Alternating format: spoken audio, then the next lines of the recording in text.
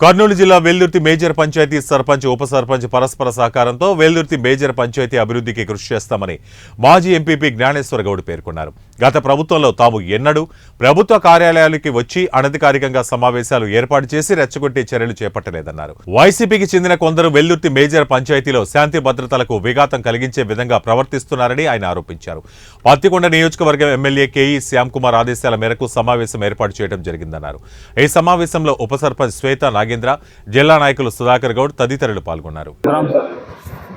ఉప సర్పంచ్ అయినటువంటి శ్వేత నాగేంద్ర గారు ఈరోజు గ్రామ పంచాయతీ కార్యాలయం నందు శానిటేషన్ విషయం అయితేనేమి, డ్రింకింగ్ వాటర్ విషయం అయితేనేమి, స్ట్రీట్ లైట్ విషయం అయితేనేమి, రకరకాల సమస్యలు ఏవైతే ఉన్నాయో గ్రామంలోని ఆ సమస్యలపై ఈ విధంగా వాటి సమస్య పరిష్కారం కోసము సర్పంచ్ గారు మరియు ఉప సర్పంచ్ గారు కోఆర్డినేట్ చేసుకొని గ్రామ పంచాయతీని అభివృద్ధి పథంలో నడిపించవలసిందిగా కోరి ఉన్నారు. మరి ఈ సమస్యలు ఏవైతే ఉన్నాయో ఇక్కడ వీరు ఏ సమస్యల మీద అయితే వచ్చినారో సమస్యలు మొత్తము ఉన్నతాధికారుల దృష్టికి తీసుకొని వెళ్ళి ఆ సమస్యల యొక్క పరిష్కరించే విధంగా చర్యలు తీసుకోగలమని తెలియజేస్తున్నాము.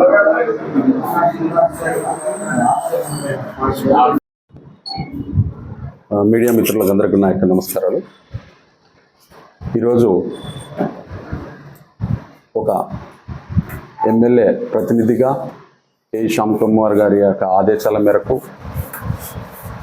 గ్రామ సచివాలయానికి రావడం జరిగింది. ఈరోజు ఈ యొక్క పంచాయతీలో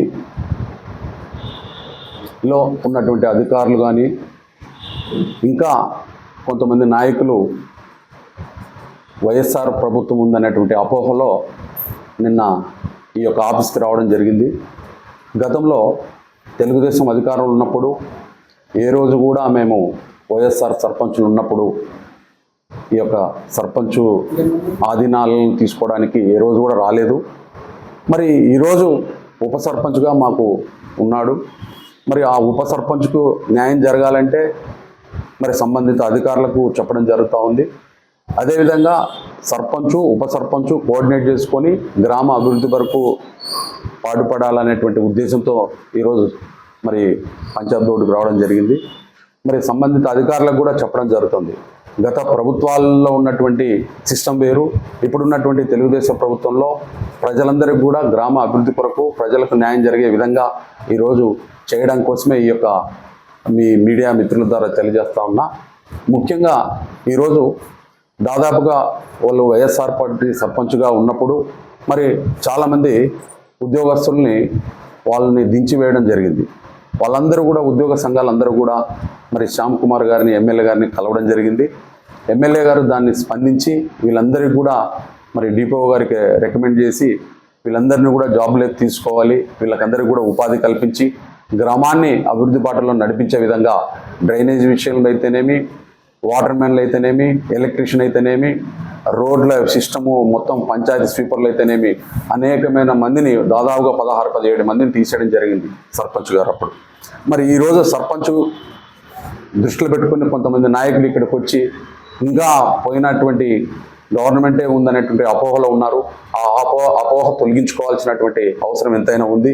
గ్రామంలో కాంట్రవర్షియల్ తప్ప మరి సమస్యలను జటిలం చేస్తున్నారే తప్ప పరిష్కార మార్గం ఆలోచన చేస్తలేరు. ఈరోజు కరెంటు 1 గంట వరకు ఉంచడం అనేది అవి దానిల మీద ఫోకస్ చేయకుండా సర్పంచ్కి చెప్పుకోకుండా సంబంధిత అధికారులకు ఏ రోజు చెప్పితే కూడా మీ పనులు జరగవనేటువంటి ఆలోచన మీలో రావాలి. ఈరోజు ఉప సర్పంచు కోఆర్డినేట్ చేసుకుంటేనే గ్రామం అభివృద్ధి జరగడానికి అవకాశాలు ఉన్నాయి. ఎమ్మెల్యే గారి యొక్క నిధులు కానీ సర్పంచ్ నిధులు కానీ ఈ గ్రామానికి అభివృద్ధి కొరకు పాటుపడడానికి మరి మేమందరం కూడా సహకరిస్తున్నాం. మీరు కూడా ఇంకా పోయిన గవర్నమెంట్ అపోహలో ఉండి మరి గ్రామాన్ని తప్పుదోవ పట్టకుండా మరి దీనికి అందరూ కూడా సహకరిస్తారని నా ఈ యొక్క మీడియా ద్వారా తెలియజేస్తా ఉన్నా. ముఖ్యంగా మీరు ఈరోజు బాలికల హాస్టల్ ఉంది, గతంలో ఏమాత్రం చేయలేకపోయినారు. ఈరోజు ఎమ్మెల్యే గారు గెలిచిన వెంటనే తక్షణమే 1,50,000కు పైబడి మరి ఆ యొక్క నీటి సమస్యని దాదాపుగా కొన్ని ఏళ్ల నుంచి పిల్లలకు 2-3 రోజులకు ఒకసారి స్నానాలు చేసేటువంటి దుస్థితికి తయారైంది. అలాంటి దుస్థితి తీసేసి 1,50,000 రూపాయలు కంట్రిబ్యూషన్ చేసుకుంటూ మరి ఎమ్మెల్యే గారు ఆ యొక్క పైప్ లైన్ని